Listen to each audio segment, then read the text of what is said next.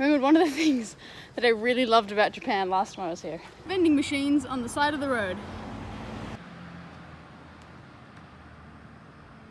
You know what, I actually think it's kind of cool. Random, but cool.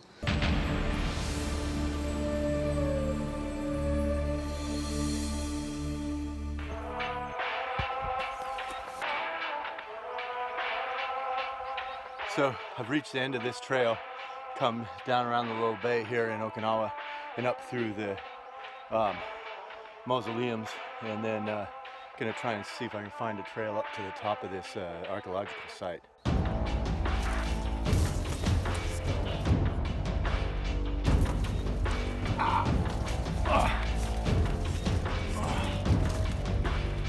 So I've made it up onto this limestone arete up at the top of the mausoleums and trying to get up to the top above the archaeological sites and stuff, but I'd probably push this little ridge if I was with somebody, but I'm pretty precarious. It's pretty narrow, and it's a long drop and a short stop on each side. So I think I'm gonna go and try and find another approach, or maybe this is just not a thing solo.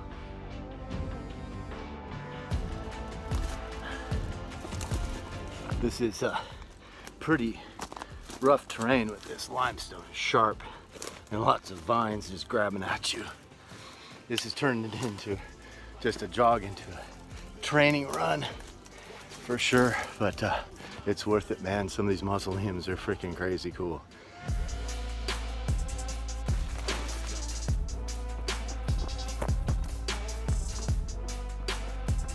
But my intention was to just go for a jog, and I ended up seeing this peak. I was going down to this cave, found a peak, thought, man, that's pretty cool, some mausoleums up there, and thought I'd head up on top and check it out. And it's turned out to be pretty cool to head up this dirt road and up into this trail, which eventually just kind of got sketchy and cliffed out, but just doing a little adventure run here in Okinawa. Every time thinking, who's been here before me, man? Some history in this place. So cool to run in places with amazing history and amazing landscape and archaeology. Adventure running, man. Not really a paced run, just getting out here and looking at life, man. So the morning of Japan Day 2 has started, and we are going to check out part of the race course here. I think it's the rappel section. Is that right? Yep. Habu Hustle 2018 rappel site. Where they're going in right now? Yep. Okay. So will there be piles of people like this? Yes, you can expect exactly what you see right now in a week. So this is the rappel site, transition area 4 or 5. They're going to do a rappel here about, would you say, about 140 feet possibly, and then they'll either coast steer as far as they can, or they will swim, because they'll have their PFDs on, into that cave, which is the blue hole. Some people call it the Mermaid's Grotto. It goes in about 75 yards into that rock face, and then the checkpoint will be subsurface, and the clue is Davy Jones's locker.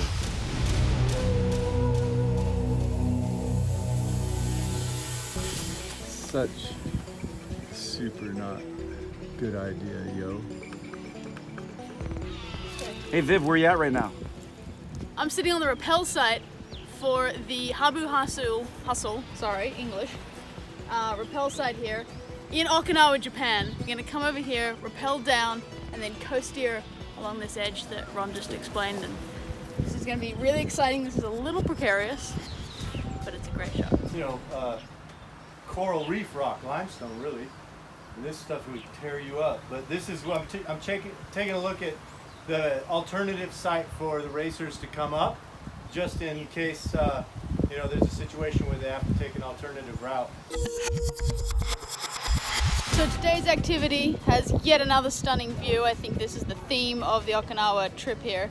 We're at the Okinawa Ocean Park? Ocean Expo Park. The big thing that this place is known for is the whale sharks that are held in captivity here. There's 2 of them in a massive tank. You're going to see it. It's the only place in the world that has it. It's really a marvel. It's great. That's awesome. It's not in a bad location either. That's really cool. No, pretty sweet location.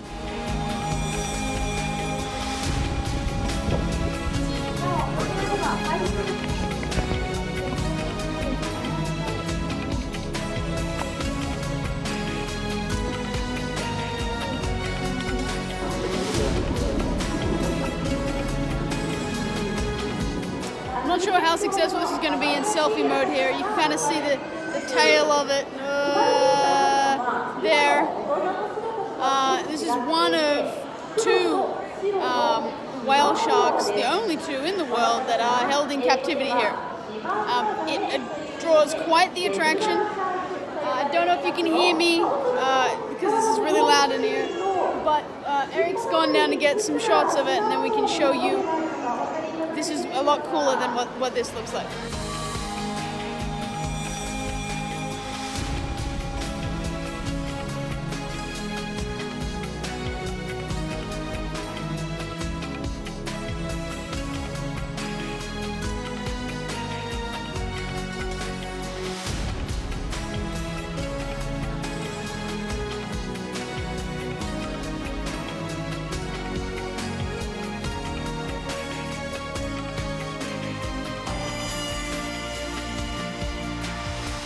Stop 2 on today's agenda is the butterfly garden.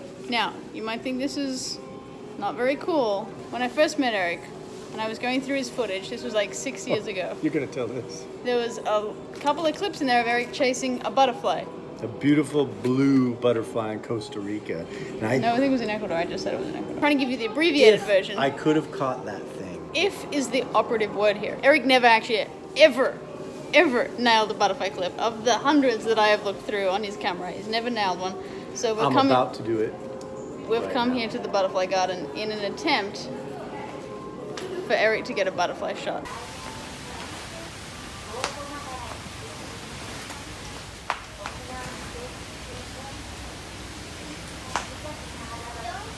We're gonna try again. Now you get an idea of what I had to put up with for years.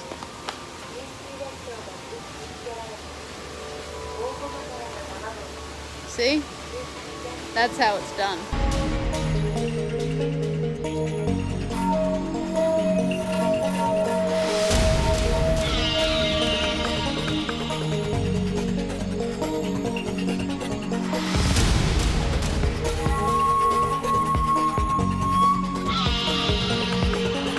Nailed it.